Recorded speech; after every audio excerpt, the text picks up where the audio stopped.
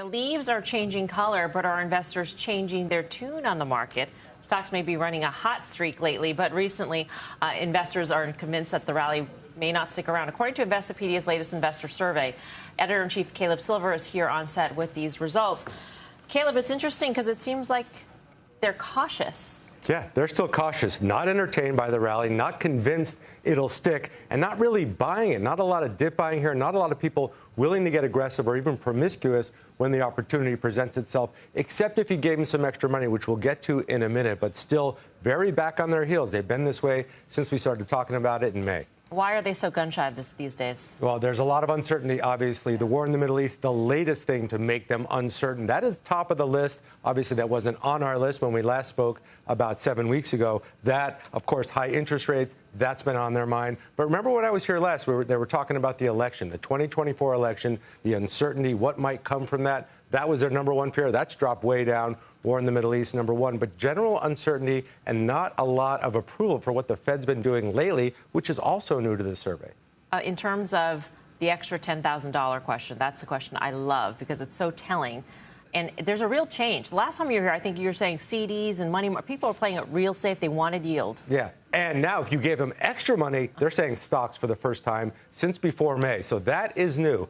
People say one thing and do another. We see that all the time in every discipline. Investing is one of them. They say one thing, they do another. If you gave them the extra money, they'd put it in individual stocks right now. Maybe they think that this is the seasonality play. Maybe they think we've hit the terminal rate. Maybe they just think it's oversold and they're willing to start buying again. But they wouldn't do it with their existing money. If you dropped an extra 10 G's, they're all over it. November reached a time of year where people are searching for different terminologies. What's on the top of the list this year? Yeah, we took a reader poll of our readers' favorite terms. We'll do our own terms of the year in a few weeks here. AI topped that list. The inverted yield curve, number two. A lot on treasury bonds, a lot on yields, a lot on what was happening in the capital markets. The list is fascinating. It goes super deep. The Minsky moments on there at some point in time. We, of course, have racketeering. That's a recurring theme on Investopedia, but also in the capital markets and in the legal world right now. So investors have been searching for a lot of stuff this year. It's been such a tricky year, and this is our latest list from them.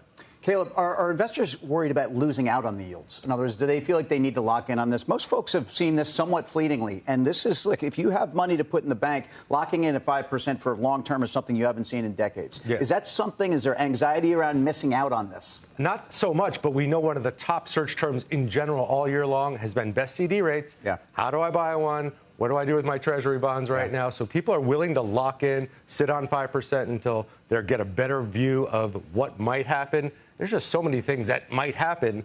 You get this feeling that people are just going to sit back. And the big difference, guys, is this lack of dip buying. Just institutional dip buying, but also among institutional investors. These are very promiscuous investors that want to put money to work. They haven't felt like it's been the right time for a long time. With all that said, though, their favorite stocks for the next 10 years seem to still be Magnificent Seven sort of stocks. Plus Berkshire Hathaway, plus ExxonMobil, JP Morgan's on there. But they're still willing to bet with the same players that got them through the last 10 years, the widely held, the biggest market cap stocks. They'll stick with what's comfortable, and those are kind of value trades for them. Caleb, do retail investors have any money left not to invest in those Mag 7 and all the things that everyone feels really comfortable about long term? When you think about just the last 4 years and you think about all the speculation in SPAC and unprofitable tech and NFTs and cryptos and stuff like that, there was a lot of money that just went poof, it went away. Yeah, you don't see it a lot. And even with these meme stocks that start to rip really quick, or even on the options trades, not a lot of retail activity. So you get the feeling that retail investors, individual investors, hands in the pockets for right now.